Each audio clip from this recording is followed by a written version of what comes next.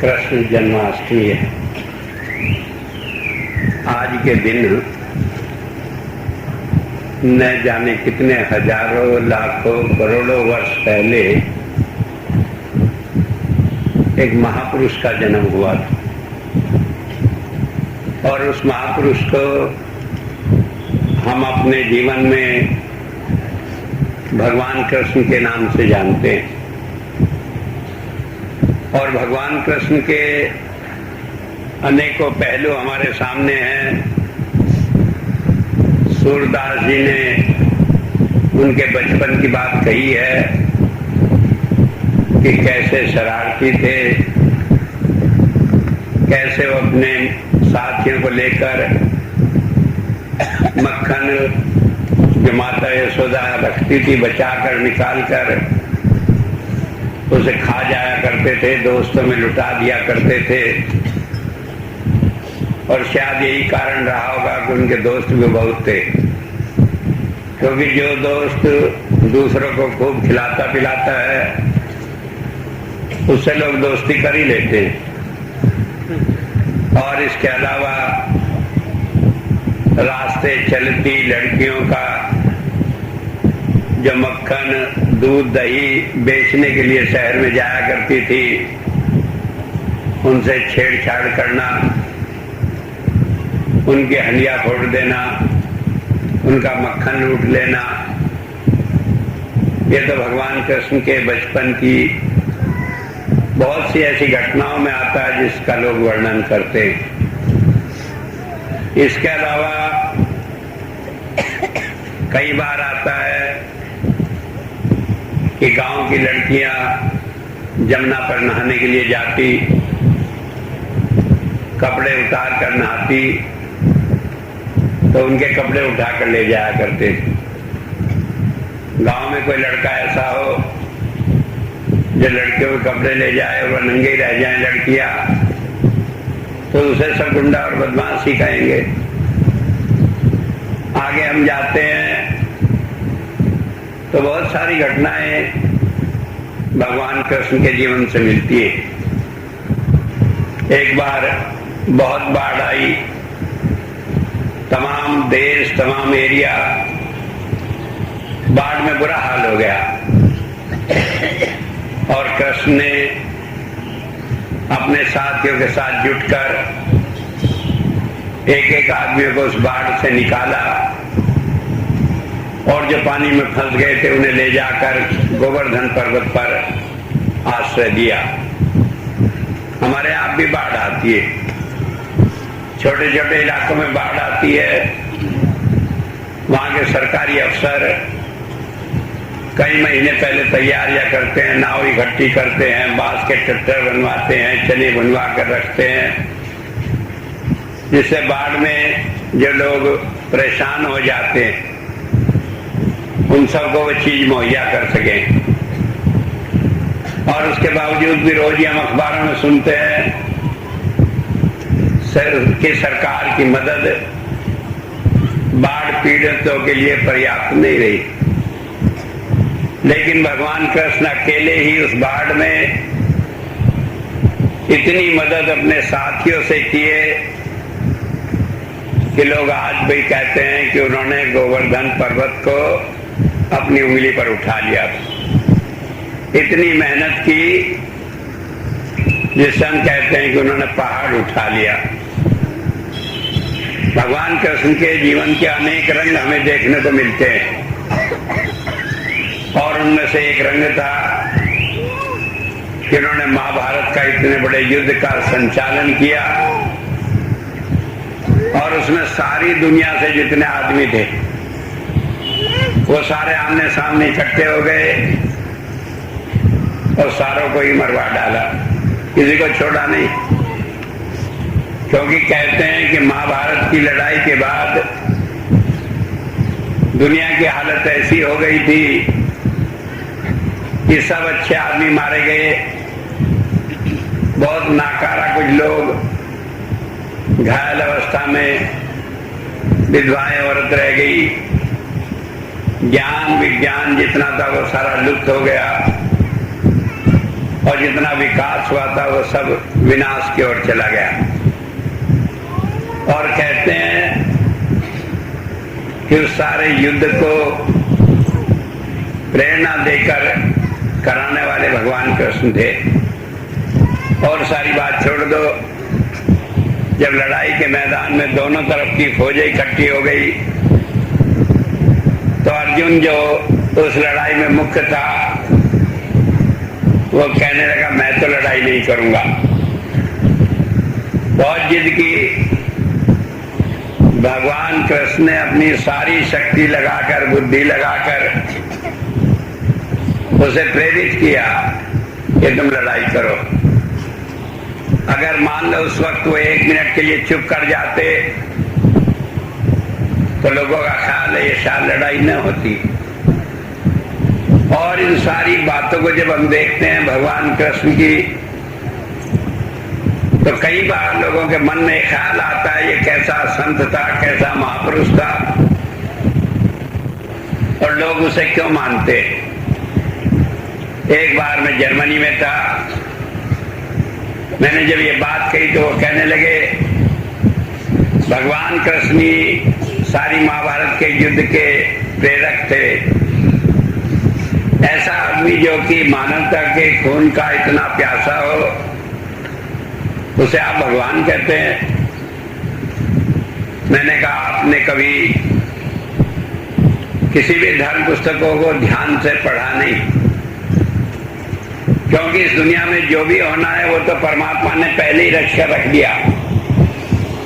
जो जिसके हाथ से मारा जाना है, जिसको जिसके हाथ से फायदा है, वो सारा निश्चित है। अब कृष्ण का रोल तो उसमें इतना था कि जो परमात्मा का काम था उसे करा रहा था। अब जो आदमी भगवान का काम करा रहा है उसे हम भगवान कहेंगे कि कुछ दूसरी चीज कहेंगे। लेकिन ये बात आज नहीं, भगवान कृष्ण के विषय में हमेशा ऐसे ही उठती रही है। स्वामी रामतीर्थ से अमेरिका में गए 1893 में। वहां एक साधु संतों का बहुत बड़ा सम्मेलन था। उसमें जब उन्होंने अपनी बात कही तो लोग मोहित हो गए उनकी बात सुनकर। बड़े लच्छेदार, बड़ी मजेदार बात कहा करते थे। लेकिन जब बात वो कह चुके तो एक सुनने वाला खड़ा हो गया, कहने लगा आपका इष्ट कौन है, आप किसे मानते? कहने भगवान कृष्ण मेरा इष्ट है। कहने लगे ऐसा लुच्चा लम्हा आदमी जिसके पीछे औरतें लगी रहती थी, गोपियां लगी रहती थी, अरे वो आपका इष्ट है? उसका तो चरित्र ही कुछ नहीं था। जब ये बात कही तो स्वामी रामतीर्थ ने, स्वामी विवेकानंद ने कोई जवाब नहीं दिया। जैसे ही वहां लोग सब भाषण को सुन रहे थे वो वहां से निकले, दरवाजे तक गए, लोग सब उधर देखने लगे।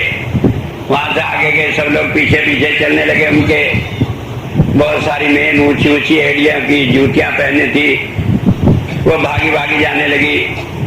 बहुत सारे आदमी, वो एक आदमी दौड़े, वो सब पीछे दौड़ी, कोई गिरी, कोई पड़ी, कोई कुछ, कोई कुछ। आखिर में वो एक जगह रुक गए तो वो कहने लगे रुक जाओ जरा। जब वो रुक गए वो वहां पहुंचे, कहने लगे आप क्यों भाग रहे हैं, आप क्यों हमें छोड़कर जा रहे हैं? कहने लगे तुम मेरे पीछे क्यों पड़ी हो? कहने लगे आप हमें अच्छे लगते हैं। कहने लगे भगवान कृष्ण को गोपिकाएं को अच्छे लगते थे, उन्हें आप लूचा लफंगा बताते हैं, मुझे क्या कहेंगे?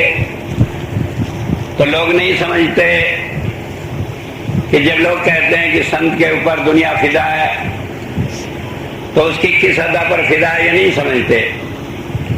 लोग उससे कहते हैं हम तो प्यार करता है संत, तो हम तो प्यार की एक ही भाषा जानते हैं कि कोई हमारे मन की बात कर दे, कुछ पूछे नहीं, उसमें समझते हैं उसे हमसे प्यार है। लेकिन संतों के यहाँ वो परिभाषा नहीं।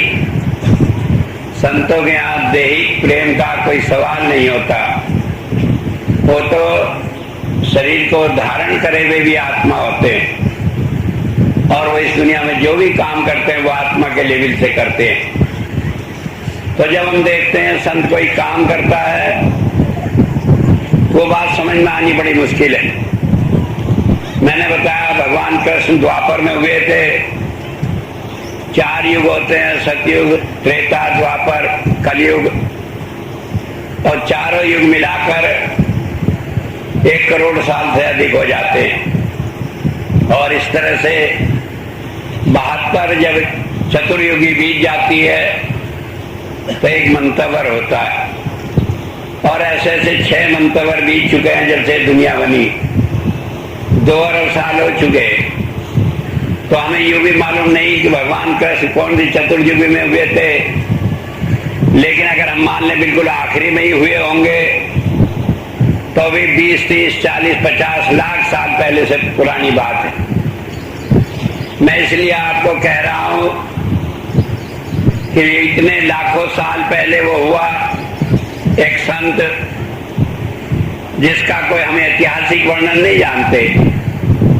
हम नहीं जानते वो कोई आदमी कोई इस बात का गवाह हो कि कैसा था वो,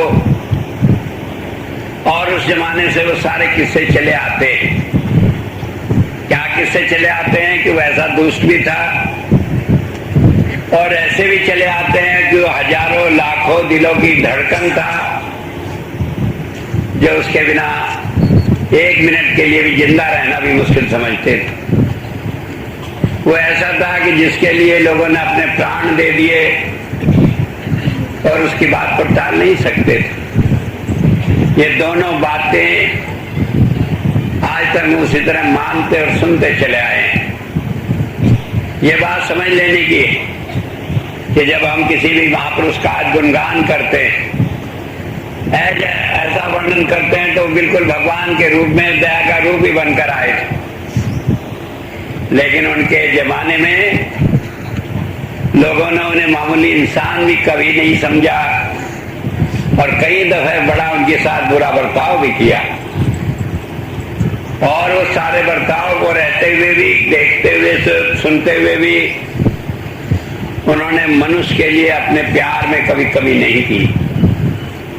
तो मैं बता रहा हूं, संत एक विशेष मिशन लेकर आता है इस दुनिया में, और वो मिशन क्या होता है कि परमात्मा ने जो जीव उसे सौंप दिए वो कितने ही पापों से भरे हैं, उन सारों को उस प्यार से, उन पापों से छुड़ाकर परमात्मा के घर वापस ले जाता है। उसका एक ही मिशन है कि जीव जो उसे सौंपे गए हैं उन्हें पापों से छुड़ाकर परमात्मा तक पहुंचा दे। और उसका एक ही तरीका है कि वो अपने प्यार से जीवों को अपने साथ लगाता है, और किसी चीज से जीव साथ नहीं लगता। दया में एक ही बात है, संत दया करता भी है, और संत दया करने से मुंह भी मोड़ लेता है। संत दया जब करता है, जब देखता है कि किसी जीव का उससे भरोसा बनेगा, और जब वो जानता है इस दया के सहारे ये जीव और दुनिया के झंझटों में फंसता चला जाएगा, तो उससे मुंह भी मोड़ लेता है। लेकिन उसका जो प्यार होता है किसी मनुष्य के लिए, वो कम नहीं होता। चाहे किसी ने उसे बुरा कहा, चाहे किसी ने उसे भला कहा, चाहे तारीफ की, चाहे गालियां निकाली, वो जानता है जो जीव उसके हैं उनकी भलाई करके हर हालत में उन्हें परमात्मा के देश में ले जाता है। और इसके लिए कभी कभी उसके प्यार की एक झलक ही जीवों को दुनिया से बेगाना कर देती है। उसी के सहारे वो इस संसार में उसे अपना मानकर सारी दुनिया से अपना ध्यान उठाकर उसी के साथ जोड़ लेते हैं। तो जब हम संत को देखते हैं तो उसके जीवन में बहुत सारी विभिन्नताएं मिलती हैं। कई बार लगता है कि बहुत अच्छा है, कई बार लगता है खुसट सा बैठा है, हंसता नहीं, बोलता नहीं, क्या जाकर हम करेंगे उसके पास। लेकिन कभी किसी ने सोचा नहीं, जाना नहीं कि जिस बात को हम पसंद करते हैं दूसरा बैठा ना पसंद कर रहा हो, कोई पता नहीं। लेकिन कहने का मतलब है कि लोग हर काम को जो भी संत करता है उसकी आलोचना करते हैं। और इस संदर्भ में अगर हम भगवान कृष्ण के सारे जीवन को देखें तो मालूम को पड़ता है कि वो इन सारी बातों को छोड़कर किस तरह इस सारे जीवन में लोक रंजन बनके सारी दुनिया को रिझाने वाला बनकर कैसे एक एक जीव को अपने साथ जोड़ते हैं, हम अंदाजा नहीं लगा सकते। 5 लाख जीव हैं और एक एक आदमी के अंदर एक एक मन इतना प्रबल है कि वो हजारों आदमियों को धोखा दे दे। ये सारे जीव जब संत को कसौटी पर कसने लगते हैं तो पता नहीं लगता। मुझे याद है एक बार मैं ऑस्ट्रेलिया में गया किसी के मकान पर, पहली बार ही गया। थोड़ी देर बैठे, मेरी तबीयत घबराई, मैं कहने लगा मैं लेटना चाहता हूं। तो वहां पर विदेशों में ऐसा होता, कोई किसी के घर में लेटने बैठने का इंतजाम नहीं होता। 2 मियाँ बीवी होंगे तो 2 ही बेड होंगी, दोनों के अपने बिस्तरे होंगे, एक दूसरे के बिस्तरे को कोई छूता नहीं। और हालत ये होता है, खबर नहीं उसकी क्या प्राइवेट जिंदगी है, कोई जीना नहीं जानते। मुझे याद है एक बार मैं एक परिवार में गया था, औरत की उम्र थी 80 साल, आदमी की उम्र भी ऐसी होगी 2-1 साल कम बढ़ती। तो वो बहुत जिद करने लगे, स्वामी जी आप हमारे यहाँ भोजन कर लें।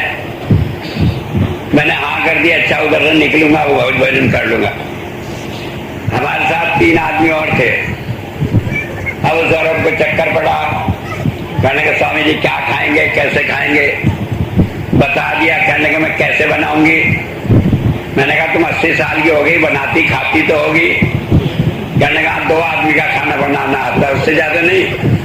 अब वो के नमक तोल कर कितने ग्राम पड़ेगा, अब उसमें पानी कितने मिलीग्राम पड़ेगा, अब वो सारे नोट कर करके परेशान हो गई। अब मैंने कहा क्या। कहने का हमारे घर में तो कभी आज तक तीसरे ने खाना खाया ही नहीं, हमने बनाया ही नहीं। और अगर कभी ऐसी बहुत जरूरत भी पड़ जाती है, होटल में चले जाते हैं, वहां खा लिया, और जिसका खाना हमें करने होता है उसका बिल हमने दे दिया। तो हमें कहाँ ये सब आदमी चौचले की क्या नमक पड़ेगा, कितना मिर्च पड़ेगी।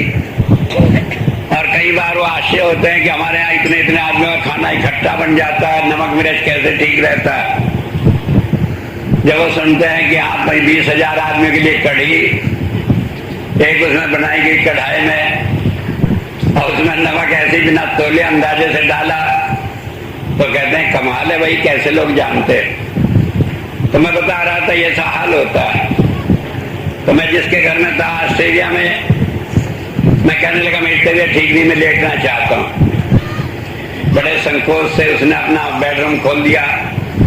कहने लगे स्वामी जी आप यहाँ लेट जाओगे। मैंने कहा लेट जाऊंगा। कहने लगे मेरे बिस्तर में कोई परहेज तो नहीं।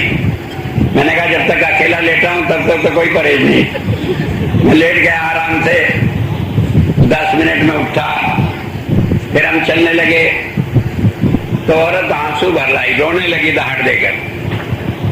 कहने लगे जब से संत कृपाल सिंह जी महाराज का शरीर पूरा हुआ था, मैं अपने मन में यही एक तमन्ना लिए बैठी थी कि कौन उनका उत्तराधिकारी होगा, वो आकर मेरे बिस्तर में सोए।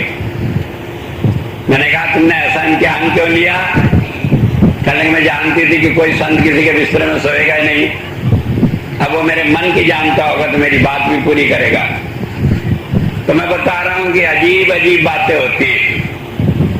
तो हम संत के जब बर्ताव को देखते हैं, कोई कहता है महाराज जी तो ऐसे करते थे, या तो ऐसे करते ही नहीं। मुझे कई लोग कहते हैं महाराज जी तो पैर नहीं छुआते थे, आप तो बैठे हुए लाइन लगाकर पैर छुआते हैं। मैंने कहा महाराज जी को डर लगता होगा कि पैर छुएंगे तो अपने पाप लोग छोड़ जाएंगे, मुझे तो नहीं लगता। लोग करते हैं मैं ही पाप में पड़ूंगा, मैं निमट लूंगा।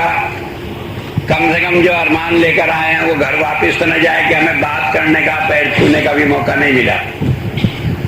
तो कहने का मतलब है हम संत की बात को अपने मन से नहीं जान सकते, अपनी बुद्धि से नहीं जान सकते, क्योंकि ये बुद्धि से आगे मन हजारों उत्पात करता है।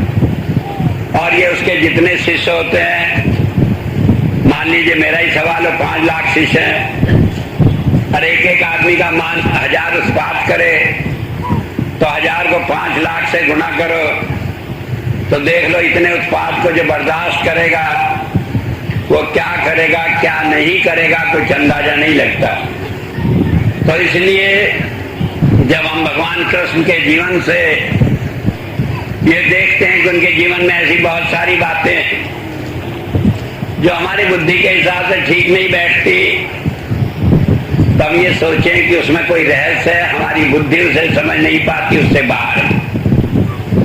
और ये समझने के लिए कि संत क्या करता है, क्यों करता है, ठीक है या गलत है, इसके लिए वेद में एक मंत्र आया है और ये मंत्र है 9वें सूक्त का 66वां मंत्र, 66वें सूक्त का 9वें अध्याय का 66वें सूक्त का 9वां मंत्र है। इसमें बताया कि संत क्या करता है और उसके काम करने का क्या ढंग होता है। इसमें 3 बात बताई गई है।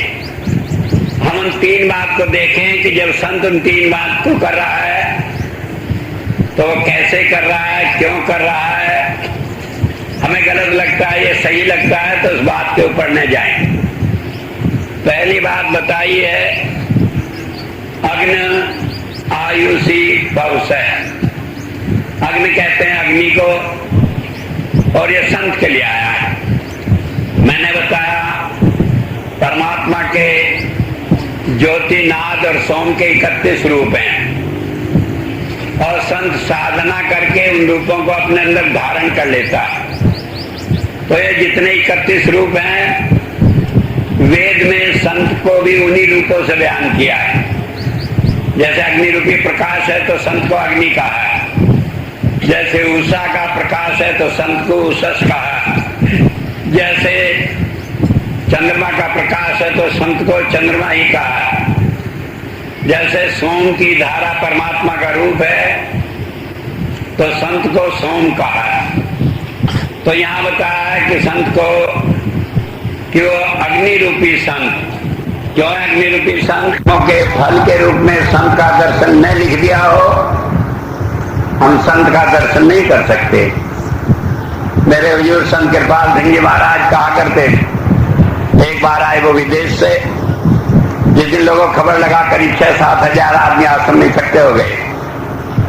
हारे थके थे, बैठ गए, ऐसी कुर्सी लेकर लोग बैठ गए।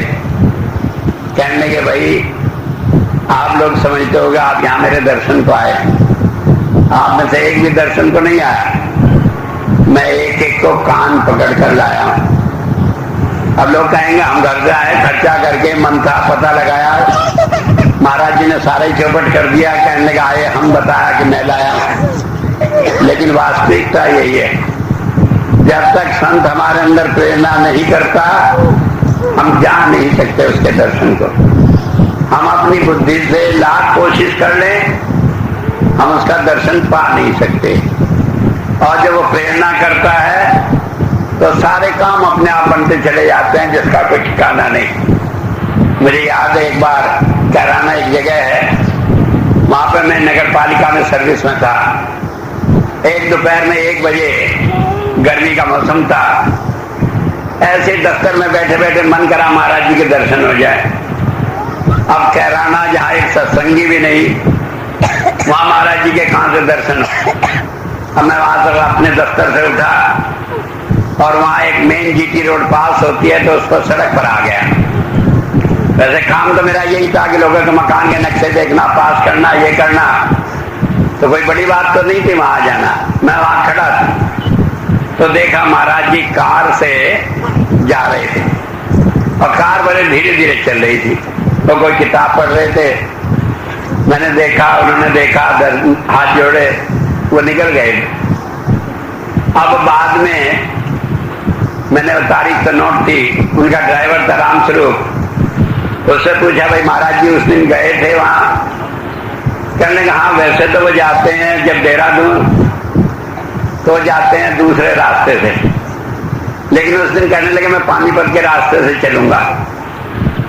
और जब पानीपत तक के आगे कैराना आया, कहने लगे कार जरा धीरे धीरे चलाना, मुझे अपनी डायरी में कुछ देखना।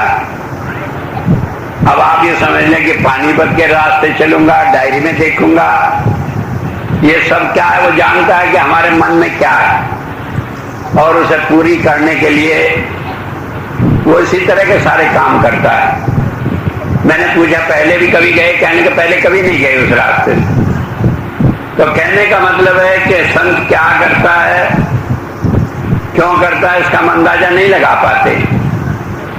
मुझे याद है शुरू शुरू में मैं आश्रम में गया, नाम तो मैंने शाहजहानपुर में लिया था, वहां पे सर्विस में था, महाराज जी नाम ले लिया।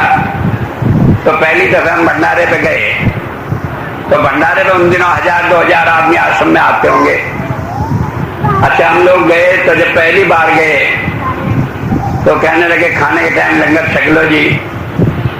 अब लंगर के नाम पर जो देखा तो बड़ी घबराहट हुई, रोटियां इतनी जली जली काली कि कोई ठिकाना ही नहीं, उनमें कई एक जगह ऐसी नहीं कोई खाने के लायक हो। और दाल भी वो जने क्या माँ की बताते थे, जने काली काली दाल, और उसमें खूब प्याज भरा हुआ। हम लोग उन दिनों प्याज छूते भी नहीं थे, घर में आ जाए कोई नहीं रोटी खाते। जब ये हाल देखा तो वो भीड़ में लाइन में बैठे तो घंटों में नंबर आए। हमने कहा, मैंने सुशीला जी से मैंने कहा कहाँ चक्कर में पड़े? अरे ऐसे हाथ में 2 रोटी लेकर दाल ले लो खा लेंगे। अब किसी तरह रोटी ले तो ली, वो आई प्याज की, मैं कह मैं तो खाती नहीं। मैंने कहा खाता तो मैं भी नहीं, क्योंकि इसमें काली काली रोटी है, जली हुई है। मुझे बड़ी चिढ़ थी। मेरी अम्मा जब रोटी बनाती थी कहते एक दाग ना लगे इस पर जब खाऊंगा, मैं नहीं खाऊंगा नहीं।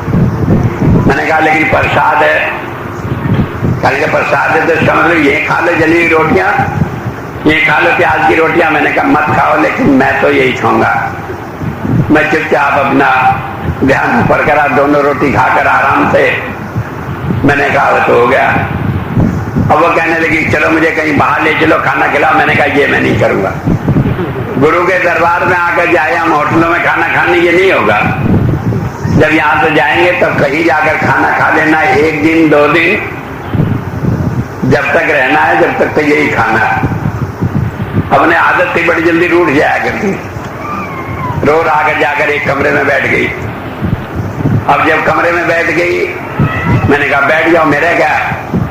अरे महाराज जी का दिया हुआ तुमने नहीं खाया है, महाराज जी की गलती है। तुम्हारी गलती? मेरी क्या गलती है भाई? तुम आई उनके यहाँ, उन्होंने तुम्हें खाना दिया, जो कुछ दिया वो खाओ, या उन्होंने गलत दिया तो वो जिम्मेदार है, मैं काहे का जिम्मेदार है? मैं अपना आराम से बैठ गया एक तरफ। 2 बजे 2:30 बजे जब लंगर निपटा, महाराज जी अपने कमरे से निकले, 4 लड्डू हाथ में, और वहां से चले। तो वो कमरा अलग था, उसमें कोने में वहीं तक चले गए, किसी को कोई मतलब नहीं। जाके सीधे कहने के बीबी तने रोटी नहीं खाई? कहने लगे नहीं महाराज जी नहीं खाई। कहने लगे तू लड्डू खा ले। उसे लड्डू दे दिए, 4 ही दे दिए। मैंने कहा 2 महाराज जी मुझे भी दे दो। कहने लगे तने नहीं खाई रोटी? क्या मैं तो खाई है। कहने लगे अच्छा तुझे वहां देंगे कमरे में। मना तो नहीं किया, लेकिन वो 4 लड्डू देकर चले आए। अब कौन जानता है, कोई सोचे हजारों की भीड़, कोई खाना नहीं खाया, क्यों नहीं खाया, क्या हुआ, ये कौन जानता है? संत ही जानता है। और इसलिए उसके आचरण से कभी हम पूछा, अरे वो तो हम गए थे, हमें तो पूछा भी नहीं, दूसरों को बिठाए रखा, हमें तो ये नहीं करा, दूसरे की यूं पूछताछ की, तो बड़ा मुश्किल हो जाता है। मुझे याद है एक बार एक पढ़ी लिखी लड़की थी, आश्रम में महाराज जी के रहा करती थी। तो कहने लगी महाराज जी कोई आओ से तो आप सोफे पे बिठा देते हैं, और कोई आओ से जमीन पे बिठाते हैं तो पूछते ही नहीं।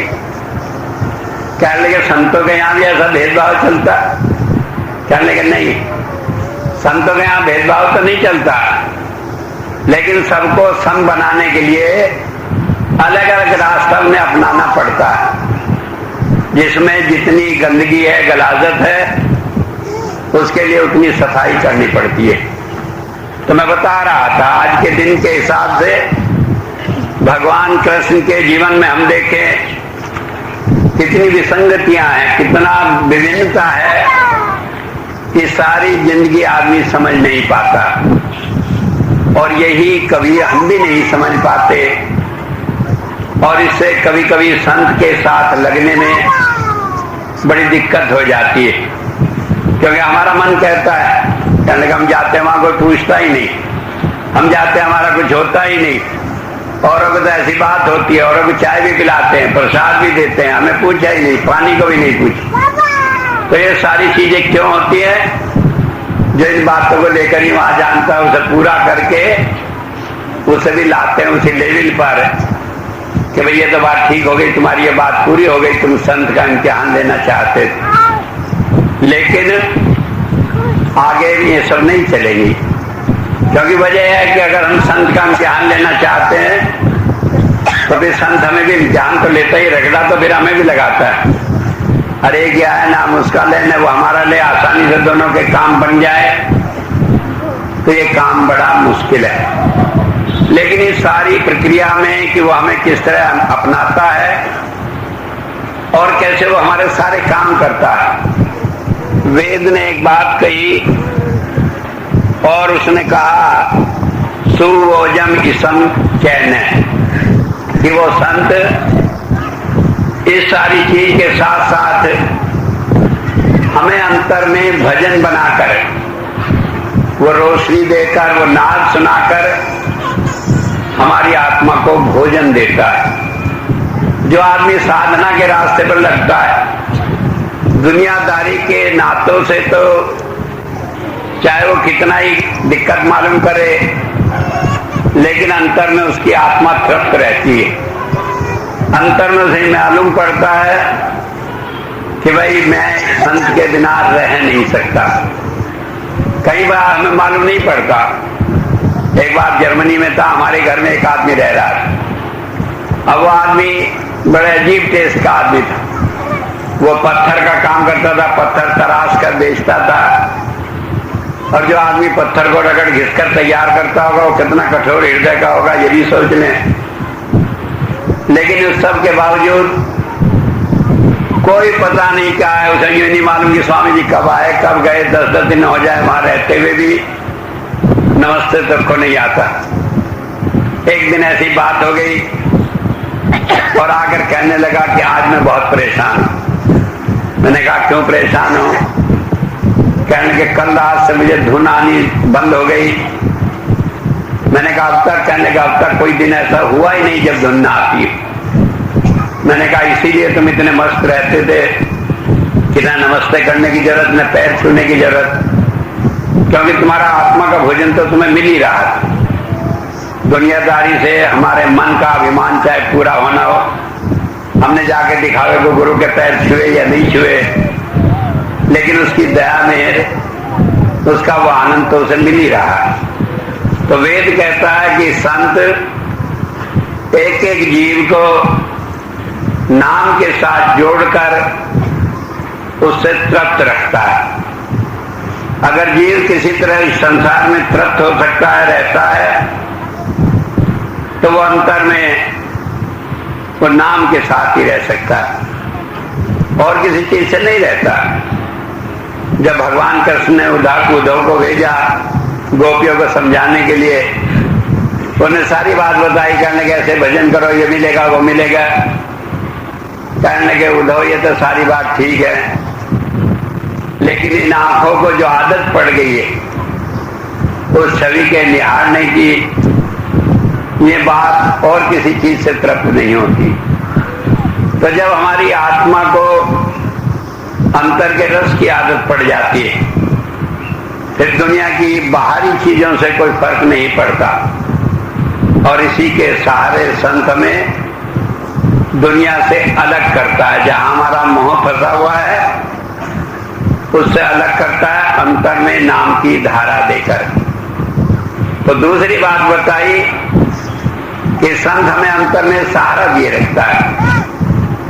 उसी बात को कबीर साहब ने कहा, गुरु कुम्हार सिख कुंभ है, गड़गड़ का देखोट, अंदर हाथ बाहरता बाहर देता चोट। कि वो घड़े को पीटता रहता है कुम्हार, और वो भी कच्चे घड़े को, और ऐसा मालूम पड़ता निर्दयी है, तोड़ ही देगा, इतने जोर जोर से चोट लगा रहा है, लेकिन अंतर हाथ लगाए रखता है जिससे घड़ा कच्ची मिट्टी का घड़ा भी टूट नहीं पाता।